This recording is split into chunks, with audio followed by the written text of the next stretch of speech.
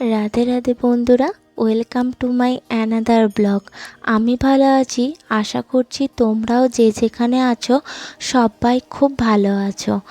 আজকে সকালে ঘুম থেকে উঠেই আমি ঠিক করেছিলাম আমার এই অগোছালো ঘরটাকে একটু সুন্দরভাবে গোছানোর জন্য, তাই শুরু করে দিলাম। তোমাদের সাথে ঘর পরিষ্কার করাটা শেয়ার করা হয়নি। দেখো তো কেমন লাগছে আমার এই ঘরটাকে। প্রায় 2 ঘন্টা মতো সময় লেগে গেছিলো জানো তো, কারণ অনেক সময় তো পরিষ্কার করাই হয় না, তাই অনেকটা সময় ধরে ভালো করে গুছিয়ে নিলাম। আর তোমরা কমেন্টে জানিও যে আমার এই ঘরটাকে তোমাদের কেমন লাগলো।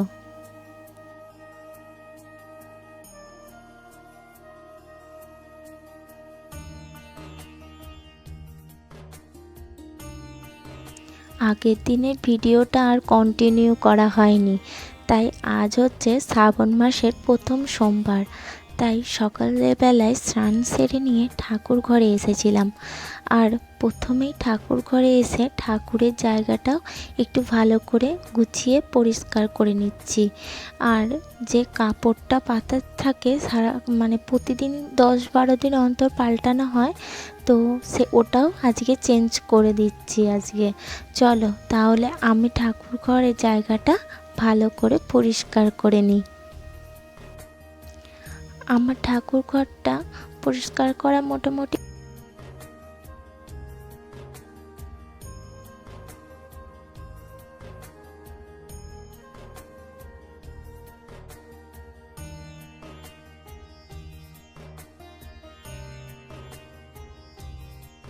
প্রায় হয়েই গেছে। এবার আমাদের এই বাড়ির মহাদেবের পুজোটাও করে ফেলি, কারণ তারপর আবার আমি আমাদের এই পাড়ার একটা শিব মন্দিরে যাব, কারণ ওখানে শিবের মাথায় জল ঢালতে। আমি যেইভাবেই জানি সেইভাবেই আমার মনের ভক্তি দিয়ে পুজোটা করেছি। প্রথমেই মহাদেবের গায়ে ঘি আর মধু মাখিয়ে নিয়ে তারপরে দুধ দিয়ে স্নান করিয়েছি, দিয়ে গঙ্গা জল আর অগুরু দিয়ে ভালো করে স্নান করিয়ে মুছিয়ে নিয়ে একটা পাত্রের ওপর রেখেছি।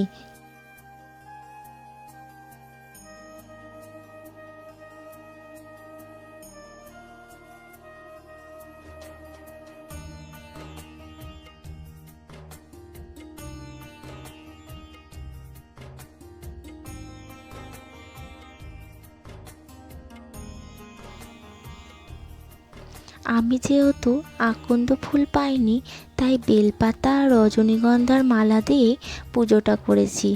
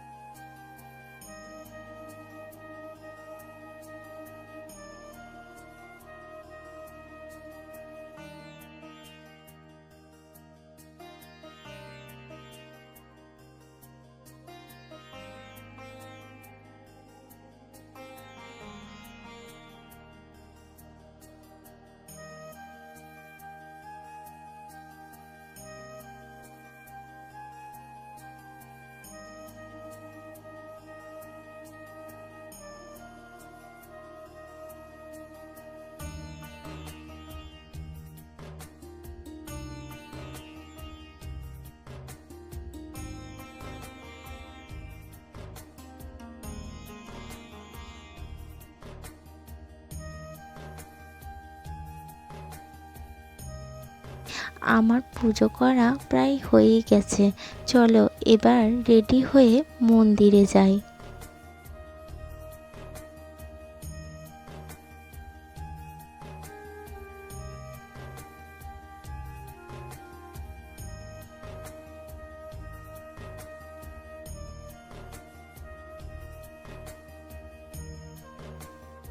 আমার আসতে প্রায় অনেকটাই দেরি হয়ে গেছিল, তাই মন্দিরে খুব একটা ভিড়ও ছিল না।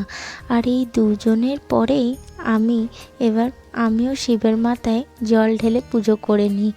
তারপরে বাড়ি এসে হবিষান্ন খাচ্ছিলাম। যেহেতু আজকে সোমবার করেছি, তাই চলো আমি যতক্ষণ খেতে থাকি ততক্ষণে তোমরা আমার ভিডিওটা যদি ভালো লেগে থাকে অবশ্যই লাইক, শেয়ার আর সাবস্ক্রাইব করে দিও। টাটা, দেখা হবে পরের একটা ভিডিওয়।